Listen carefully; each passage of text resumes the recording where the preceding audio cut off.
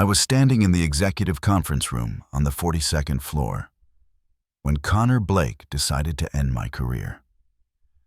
Morning sun slid across the mahogany like a ruler, measuring every breath. 12 Kyoto international executives sat in a tidy arc, faces composed into the kind of polite opacity that turns silence into a tool. I had learned over 11 months that in Japanese business, silence is a slate. It gives everyone room to align, to save face, to let words arrive dressed appropriately. Connor hated that kind of room. Ms. Keen's services will no longer be required, he announced, pronouncing Mr. Takahashi's name like it had a hinge in the wrong place. Effective immediately. The words cracked the air with the spent echo of a starting pistol. I did not look at him. I kept my eyes on Kyoto's lead negotiator, Takahashi, whose brow crease meant consideration, not anger, and on Miss Yamamoto, legal counsel, whose stillness meant she had already understood more than Connor would all quarter. They had flown 14 hours for this, trusting the bridge I had built between Kyoto's quiet traditions and Veltric's dynamic's loud ambitions. And now Connor, 17 days in his new role, was tearing up the planks mid-crossing and calling it leadership. "Are you going to translate?" he snapped. "Or do I need to handle this meeting myself?" I rose, smoothing my charcoal jacket, angling my bow at exactly 15 degrees, acknowledgement without subordination, and spoke in Japanese. "Takahashi-san, I apologize for this unexpected disruption. There have been internal changes at Veltrix. I will ensure a smooth transition." The room inhaled a fraction. A signal passed among the delegation like current through copper. "English only in my meetings," Connor barked. "This is an American company." Miss Yamamoto's gaze flicked to him, then back to me, where the work, the real work, still lived. "Perhaps we should postpone," she said in careful English. "Absolutely not," Connor said, dropping into my chair. "We're here to close." "Just a liaison," he added, like a man flicking lint from a suit and calling it strategy. He had overplayed. He had given the game away. The value he could not see.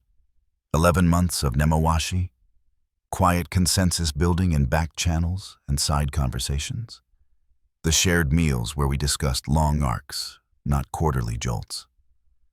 The trust that had accreted like lacquer was the only leverage that mattered now. As I collected my leather portfolio, I decided I would not leave as a loose end. I turned at the door and shifted to English. "Takahashi-san, I'll be available for any clarifications on terms we've discussed. You have my personal number." The nod I received was almost invisible, which is how respect often travels in rooms like that. Connor, busy shuffling papers he did not understand, missed it entirely. The elevator hum carried me down through floors of glass and certainty. By the time the doors opened into lobby marble, the plan had already started knitting itself together around one quiet fact. Veltrix had never asked me to sign a non-compete. They had called me indispensable, and then forgotten to make it true on paper. February wind knifed through downtown Chicago, and my phone lit up. Kyoto. 2 other clients I had brought in, a message from a journalist who tracked governance the way hunters track a trail. But I didn't answer yet. Bridges are not sprinted across, they are tested. Hartley and Associates hid in a building people passed without seeing. That was not a quirk. It was a thesis. "Natalie," Sarah said when I stepped into her office, "I've been expecting you." She had that particular calm of a lawyer who has already mapped the terrain. 2 espressos arrived like an invocation. "What are my options?" I asked. "Legally?" She swiped across a tablet. "I pulled your public filings when Connor was hired. No non-compete, no non-solicit. IP assignment is limited to work product created with company resources." She looked up. In other words, your relationships, your cultural insight, your strategies developed off the clock. They're yours. I let the espresso's bitterness anchor me. If I start my own consultancy? You'd be a fool not to. Her smile tilted. But you didn't come only for clearance. You came to ask if I'll stand between you and whatever tantrum Veltrix throws when you succeed where they fail. Yes, and for the next 2 hours, we turned what-ifs into architecture. Corporate form, banking, insurance, conflicts checks, a compliance framework that would let me operate clean, fast, and unafraid. She slid a folder across the desk. Your Swiss vehicle. We set it up 6 months ago through my associate. Still clean, funded, ready. I've updated the operating agreements. You can be live within 72 hours. I had created that shell on a day when a meeting full of men misattributed my plan to a colleague and called it synergy. Insurance against humiliation. Now it would become the instrument. Why help me? I asked. Veltrix could pay you more to stop me. Sarah walked me to the door. Because I'm tired of brilliant women getting sidelined by men who confuse volume with vision. And because Kyoto asked me 6 weeks ago if I knew someone who could guide their AI-driven logistics expansion in North America. She held my gaze. I told them I'd know her when I saw her. Intelligence, then. I needed to know where the cracks already were. There is a difference between sabotage and sight. One rots the floor, the other reveals the broken board. Marcus had been my assistant for 3 years, a quiet mind that missed nothing. We met in a Chinatown dim sum place where privacy is secured by the thrum of 100 conversations. He slid a folder to me. His prep notes, Marcus said.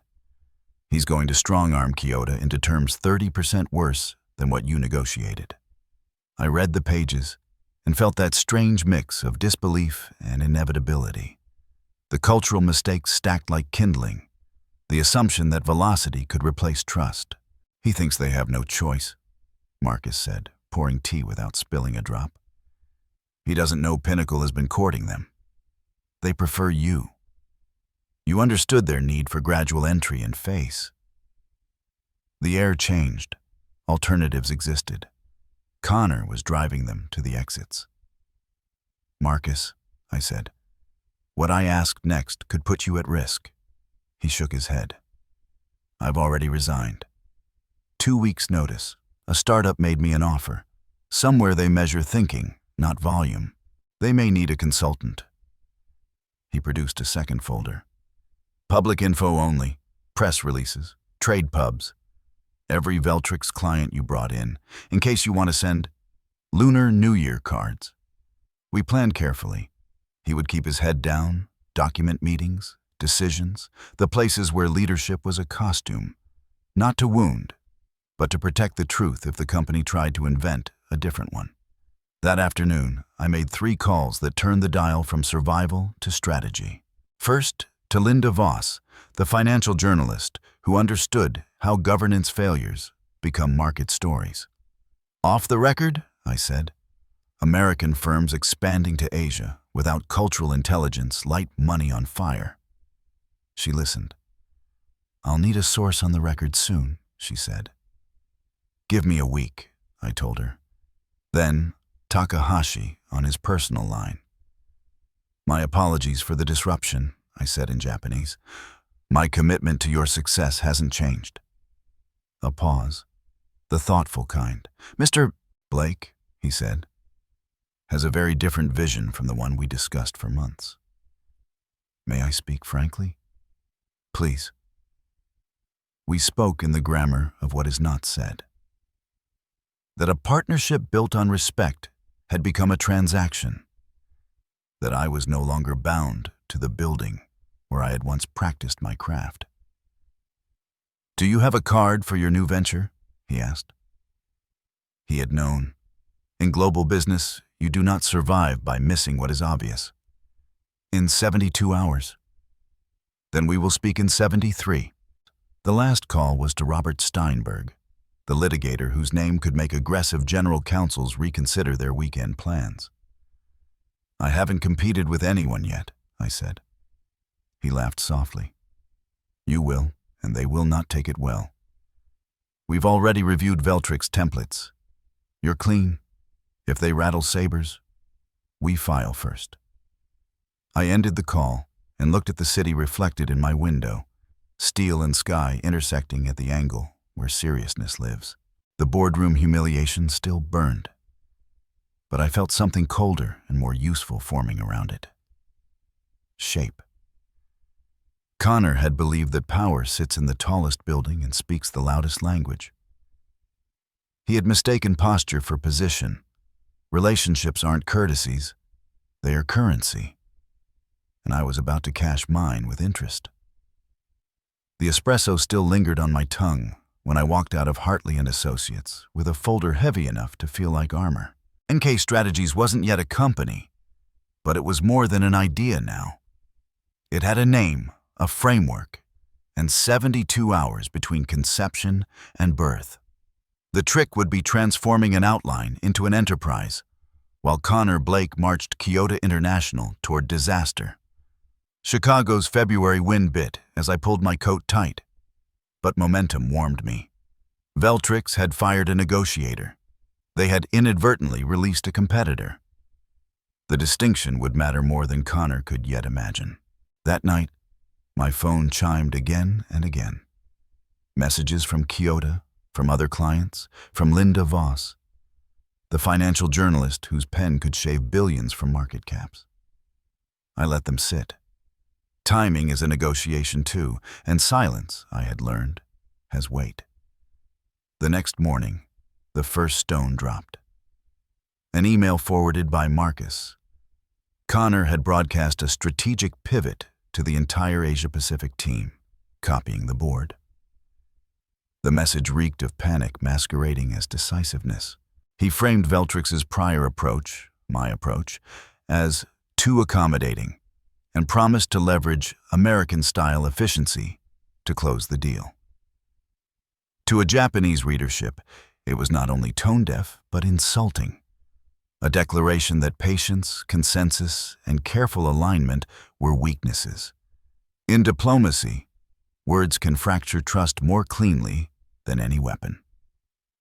Marcus's note was blunt. "He's panicking. Use this." I met him in Chinatown again. Over steaming baskets of dumplings, he showed me more.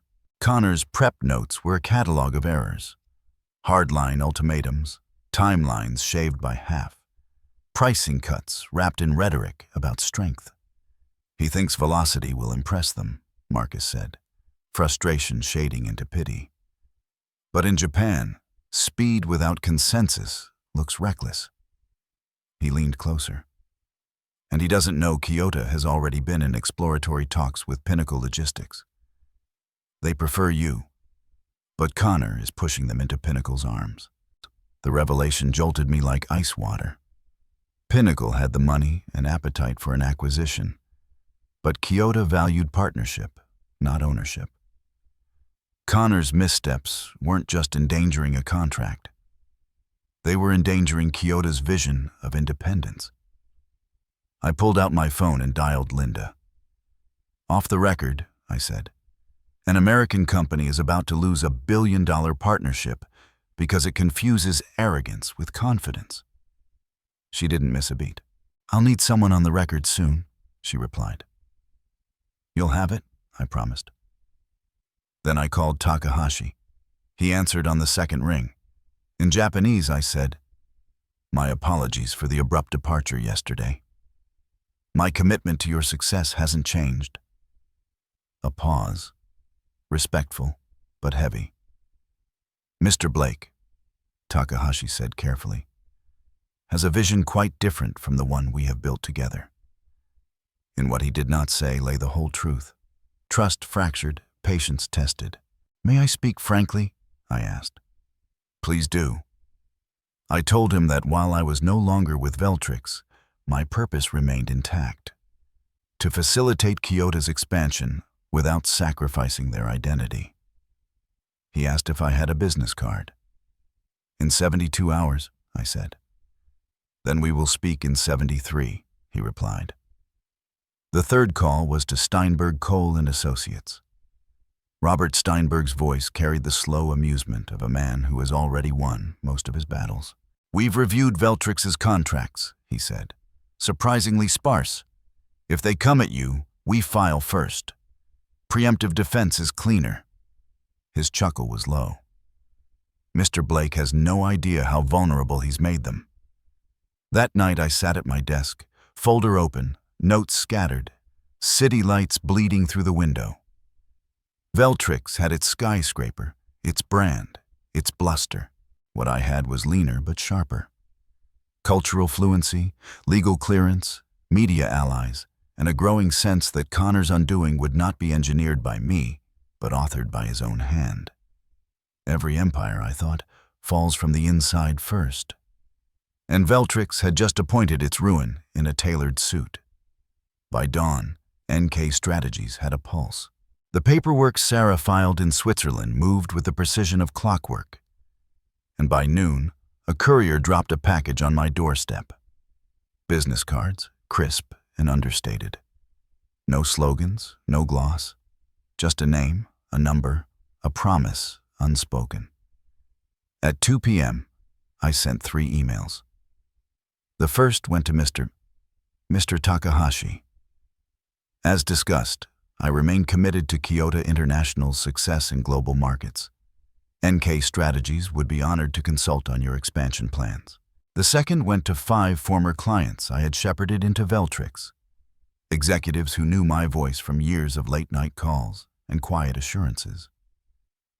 I told them simply that I had launched a new firm and that I was ready to serve. The third went to Linda Voss. I'm ready to go on record. The responses came faster than I expected. Within an hour, Takahashi requested a meeting.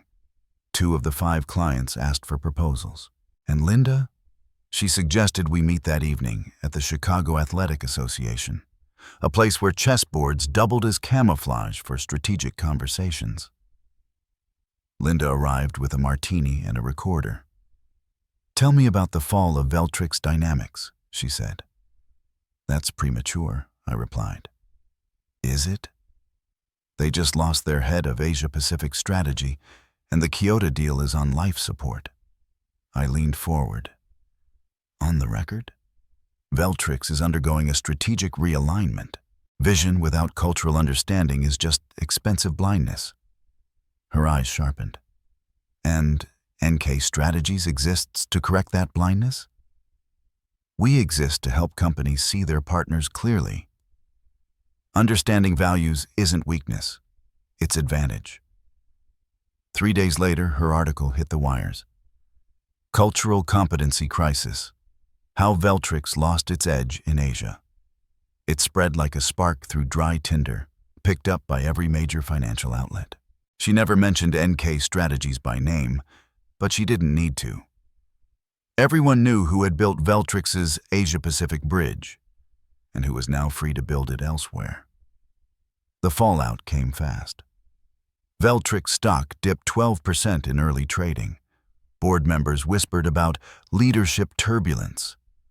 Clients called me, furious that Connor had replaced relationship building with price gouging and arrogance.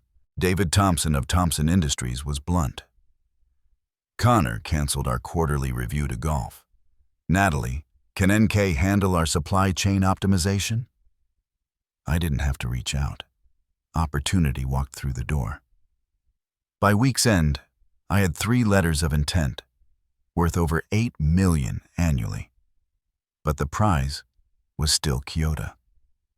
The meeting at the Peninsula Hotel was set for Monday. My task? Produce in 2 weeks what I had spent 11 months crafting at Veltrix. I worked 18-hour days, building a plan that fused logistics with psychology, efficiency with respect. I hired 2 former analysts from Veltrix, both disillusioned by Connor's grandstanding. I brought in a Japanese consultant to vet every document, every phrase, every number for cultural alignment. Mistakes would be fatal. Then Marcus slid another folder across a cafe table. "You need to see this." Gant's inside was a confidential memo. Connor reporting to the board that the Kyoto deal was delayed due to cultural misalignment and the previous negotiators' overpromises. Worse, he admitted Kyoto had engaged alternative consulting services. He was blaming me while confessing he had lost them. I looked up. "He's cornered." Marcus smirked. "And desperate. He's alienated Thompson, Nexus, Raventech. All yours if you want them." I considered the choice. Sabotage was unnecessary. All I had to do was be better, faster, sharper. Veltrix was imploding under its own arrogance. My role was to build while they burned. On Sunday night, I spread the Kyoto proposal across my desk, finalizing every page. At the top, I wrote a single line that framed the entire plan. Success is not about speed, but about lasting bridges. Monday morning, as Chicago wines clawed at the Peninsula Hotel windows, I walked into the conference room with my portfolio. This wasn't Veltrix's fortress anymore. It was neutral ground, mine to win or lose. The Kyoto delegation arrived precisely on time. Punctuality not as rigidity, but as respect. Takahashi led, Yamamoto at his side, the rest arranged with quiet symmetry. I began in Japanese. "Takahashi-san, Yamamoto-san, thank you for this opportunity." Then I shifted to English. NK Strategies is honored to present our vision for Kyoto's expansion into North America. What followed was 90 minutes of concentrated precision. I outlined a 5-year plan that treated Kyoto's AI-driven logistics not as a battering ram, but as a bridge. We would integrate gradually, aligning with mid-size American firms hungry for efficiency but unwilling to sacrifice stability. We would partner, not conquer. We would respect the existing web of suppliers and clients, layering in technology without dismantling trust. Every page anticipated their concerns. I explained how NK Strategies, though lean, could deliver by leveraging partnerships instead of overhead. I showed them a comprehensive legal analysis prepared by Steinberg, Cole, and Associates, establishing beyond question that Veltrix had no non-compete hooks, no grounds to interfere. I even included contingency pathways for regulatory hurdles and cultural advisory checkpoints. Silence filled the room when I finished. In American boardrooms, silence feels like failure. In Japanese rooms, it is consideration. I let it stretch, steadying my breath, my hands resting lightly on the table. Finally, Takahashi spoke. "Your proposal addresses our concerns, but one question remains. Veltrix Dynamics is a large company. NK Strategies is new. How can we be sure you will deliver?" I had rehearsed this. Veltrix offered infrastructure. I offer intelligence. You don't need 40 floors of glass to understand that gradual integration preserves dignity as well as value. You need someone who understands both the technology and the culture it will live in. That's what we bring. Yamamoto leaned forward. "And if Veltrix interferes?" I slid a document across the table. "Our legal counsel has filed a preemptive declaration with Illinois Business Court. Any attempt to obstruct us will be met with counterclaims. We anticipated this. We are prepared."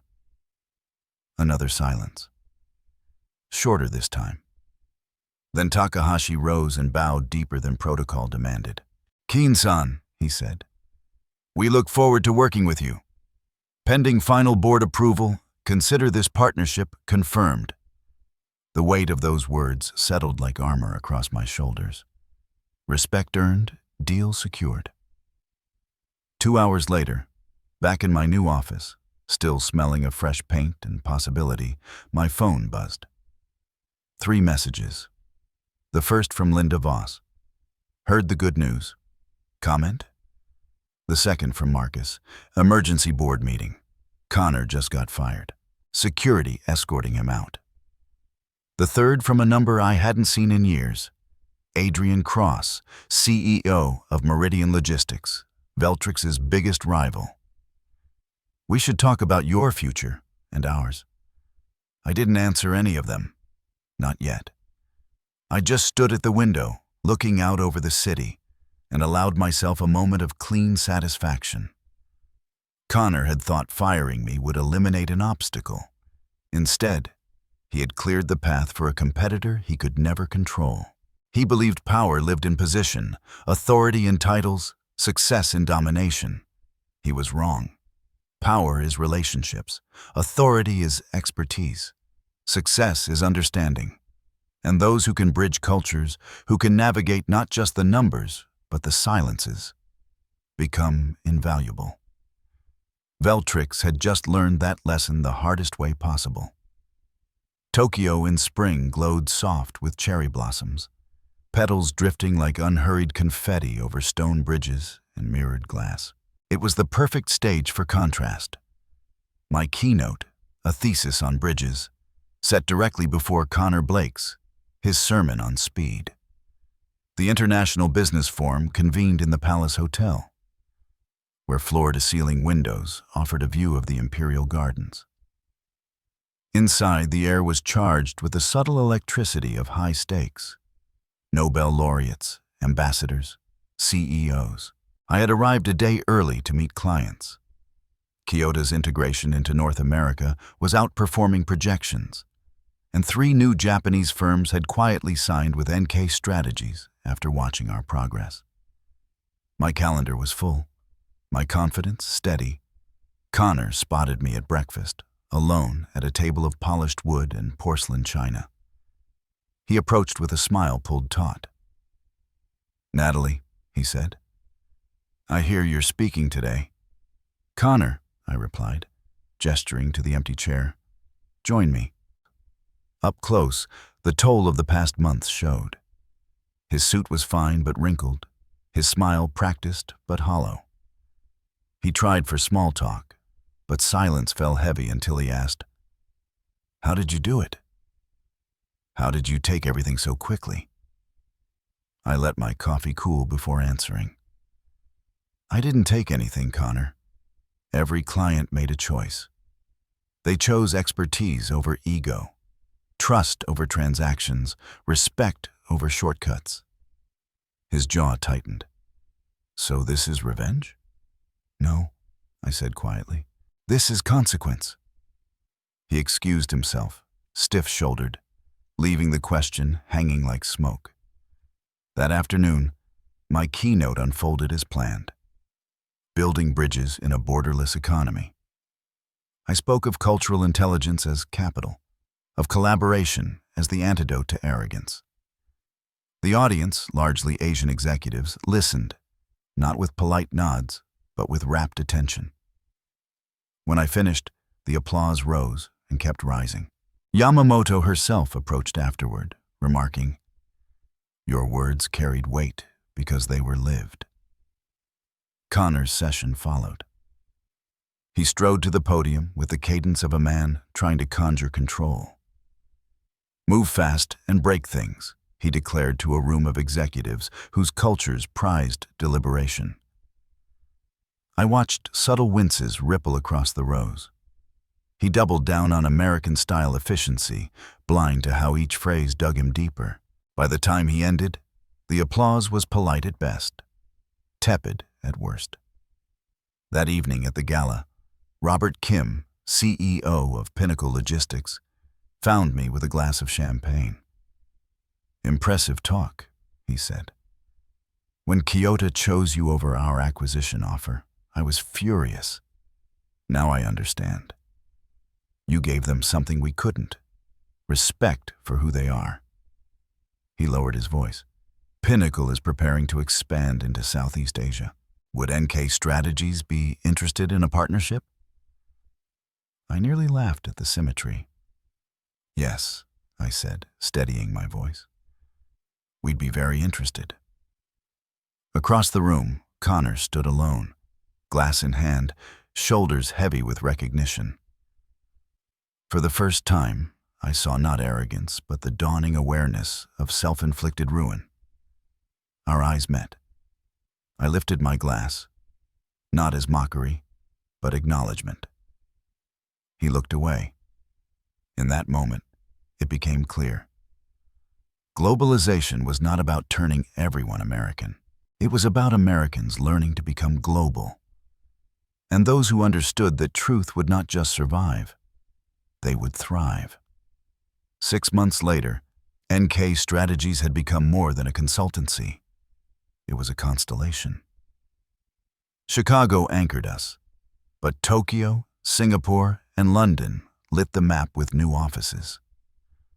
Our client list read like the index of a Fortune 500, and our revenue exceeded even the most ambitious projections I had once scribbled on legal pads in late-night strategy sessions. Marcus, now COO, had proven indispensable, designing systems that scaled seamlessly across time zones, cultures, and currencies. Analysts rotated between continents, not just crunching numbers, but learning rituals. How to present a card in Osaka, how to navigate a silence in Seoul, how to ask questions in Frankfurt without appearing confrontational. We weren't just selling strategy. We were selling cultural fluency as the hidden gear that made the machinery of global business run smooth.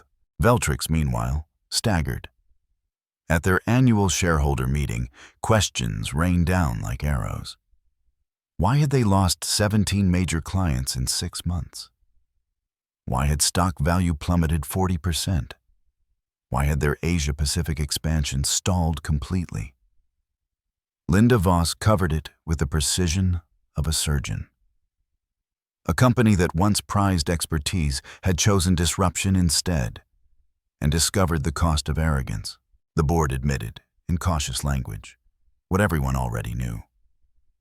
They had fired the one person who understood how to bridge what they were with what they wanted to become.